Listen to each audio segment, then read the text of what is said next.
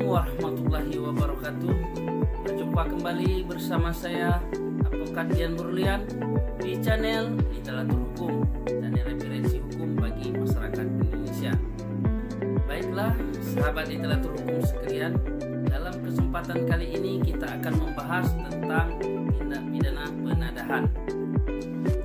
Namun sebelum kita membahas video ini lebih dalam, ada baiknya sahabat literatur hukum sekalian dukung channel ini dengan cara subscribe, like, komen, and share video-video dari literatur hukum. Dan jangan lupa aktifkan lonceng notifikasinya agar sahabat literatur hukum sekalian tidak ketinggalan video-video terbaru dari literatur hukum. Di akhir-akhir ini semakin berkembangnya teknologi dan semakin sulitnya lapangan pekerjaan dan ekonomi masyarakat semakin merosot, sehingga sering terjadi berbagai macam tindak pidana, mulai itu dari pencurian, penipuan, dan lain sebagainya dengan berlatar belakang bermacam-macam kepentingan pribadi. Namun dalam kesempatan kali ini kita akan membahas tentang penadahan hasil curian atau pembelian hasil curian. Nah, dalam hal tindak pidana pembelian hasil curian ini, itu kita menggarisbawahi ada dua, baik itu teknik atau cara kita atau syarat untuk dihukum dengan tindak pidana penadahan ini atau 480, atau bagaimana kita syarat bisa lepas dari tindak pidana penadahan ini atau 140 KUHP. Dalam pertama ini, dalam kesempatan ini ya, dibagi dua. Pertama kita akan membahas syarat orang yang bisa dihukum terhadap tindak pidana penadahan ini. Satu, orang tersebut ada niat sengaja atau mengetahui ya, sengaja membeli hasil curian. Yang kedua, mengetahui bahwa barang yang dia beli ini adalah hasil kejahatan. Yang ketiga, dia membeli hasil kejahatan ini atau barang ini ya, misalnya sepeda motor, kalau di pasaran umum seharga 8 juta rupiah atau 10 juta rupiah, sementara dia membeli itu 3 juta, 4 juta, karena dia tahu bahwa ini ada hasil kejahatan. Kalau mau dengan harga 4 juta atau 2 juta ini saya beli, karena dia tahu risikonya bisa dipenjara atau bisa nanti diambil orang kembali barangnya, atau minimal risikonya hilang uangnya. Sehingga ya kalau murah beli harga umum, kan mendingan kita beli barang-barang resmi sehingga tidak ada risiko baginya gitu kan. Nah, jadi selain tadi dari dia ada niat sengaja, kemudian dia tahu bahwa itu hasil kejahatan atau patut diduga dengan hasil kejahatan, kemudian dia membeli dengan harga murah, kemudian juga barang ini akan digunakan dia sendiri gitu. Dan kemudian dilakukan sekali atau berkali-kali, jadi pidana ini sehingga dia bisa dipidana dengan tindak pidana ini. Jadi pada intinya dari pasal 480 ini, orang yang menampung hasil kejahatan itu adalah intinya patut diduga hasil kejahatan. Patut diduga hasil kejahatan. Ketika dia tidak menduga atau tidak tahu bahwa barang ini hasil kejahatan, maka dia tidak bisa dipidana. Nah, kalau tadi syarat-syarat untuk dipidana, nah sebagaimana sahabat literatur hukum sekalian yang tentu dong bertanya-tanya bagaimana syaratnya untuk tidak dipidana. Tentunya kebalikan dari tadi ya, untuk tidak dipidana. Nah, orang tidak bisa dipidana dalam hal tindak pidana penadahan ini atau penampungan ini. Pertama, dia tidak tahu bahwa ini adalah hasil kejahatan. Kedua, tidak ada niat niatnya untuk membeli hasil kejahatan ini. Kemudian dia membeli barang ini sama dengan barang di pasaran. Misalnya dia membeli motor seharga 12 juta atau 10 juta, ternyata motor pemberian. Bisa pakai kita beli seperti itu.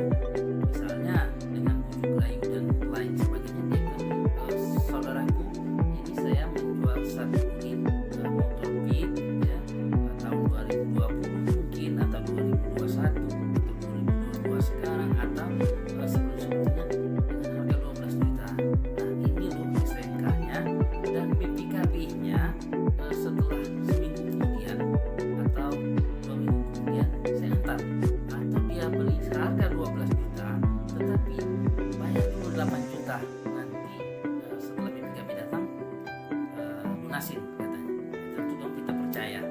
Nah kepercayaan ini ya, kepercayaan kan artinya kita kan tidak tahu bahwa ini adalah hasil curian, sehingga kita beli harganya standar dengan umum.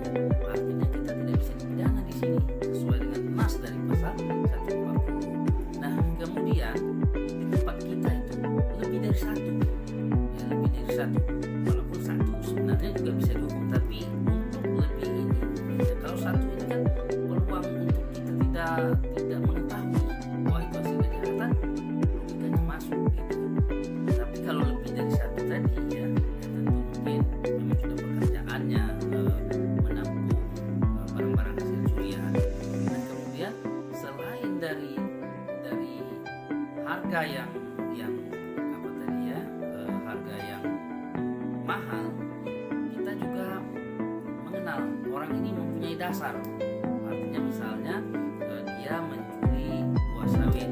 Ketika dia mencuri buah sawit ini kemudian menjual kepada seseorang atau lapak sawit atau ram sawit, dia mengatakan ini loh sawit saya, buah dari kebun saya yang terletak di sana.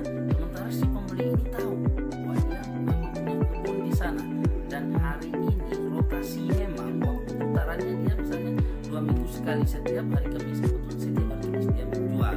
Ternyata yang dia jual ini adalah hasil kejahatan atau hasil mencuri. Jadi sehingga dia tidak bisa dihukum dengan penampungan. Nah yang terakhir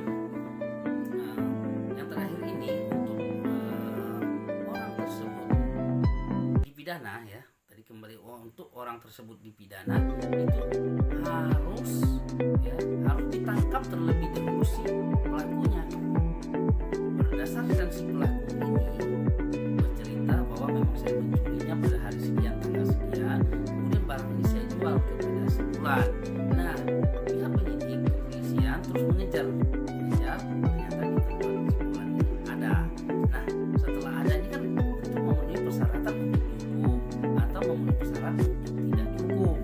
Nah disinilah peran penyidik. Kemudian bagi si tersangka atau terlapor atau tertuduh nanti sebaiknya berkonsultasi kepada penasihat hukumnya kalau memang dia tidak mengetahui bahwa ini adalah hasil kejahatan. Kalaupun dia mengetahui ini adalah hasil kejahatan, dia juga boleh berkoordinasi dengan penasihat hukumnya bagaimana cara untuk mengatasi permasalahan ini. Ya minimal dia dihukum sesuai dengan kesalahannya.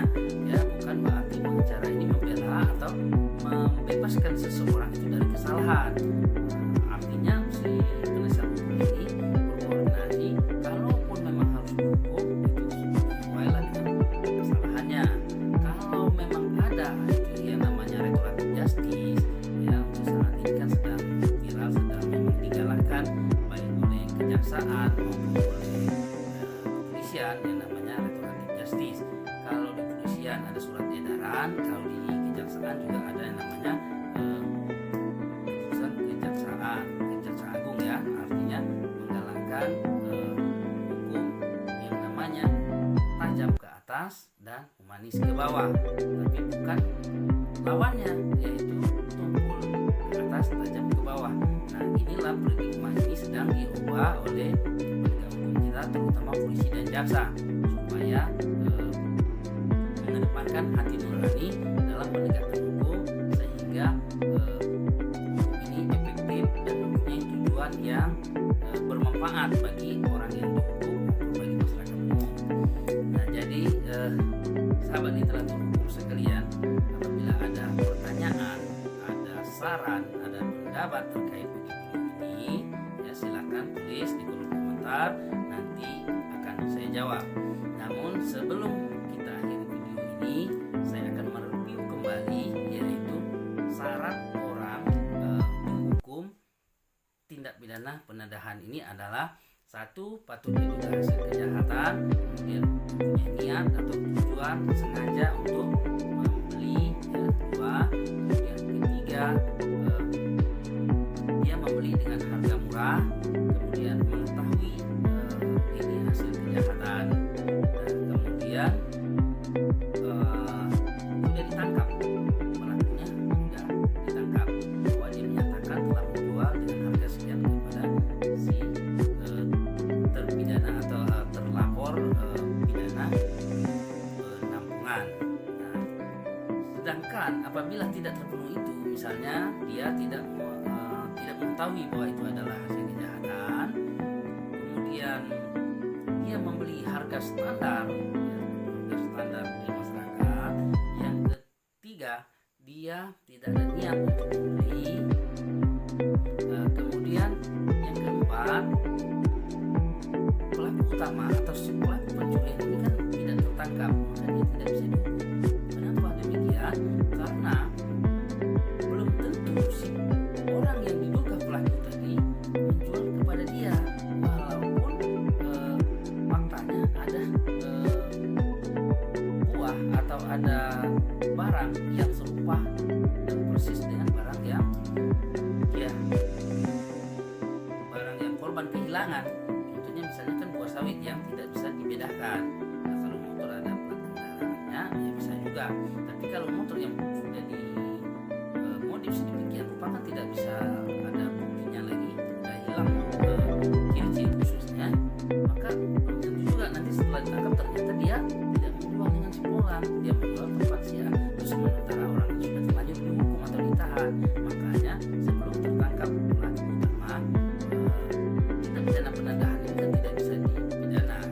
Kalau sekedar diambil keterangan kan sah-sah saja, artinya interogasi undangan sehingga dia bisa mengambil keterangan seperti apa, tetapi tidak bisa melakukan tindakan hukum karena takutnya nanti setelah dilakukan proses dan tindakan hukum diberikan, maka ternyata setelah pelaku utama tertangkap bukan dijual kepada si terlapor ini, ternyata ada pihak lain. Itulah tadi sahabat literatur hukum sekalian, ya, terkait dengan tindak pidana penadahan. Kalaupun ada pertanyaan-pertanyaan dari sahabat literatur hukum sekalian di seluruh Indonesia, ya silahkan tulis di kolom komentar, pasti saya jawab. Akhir kata, wabillahi taufiq wal hidayah. Wassalamualaikum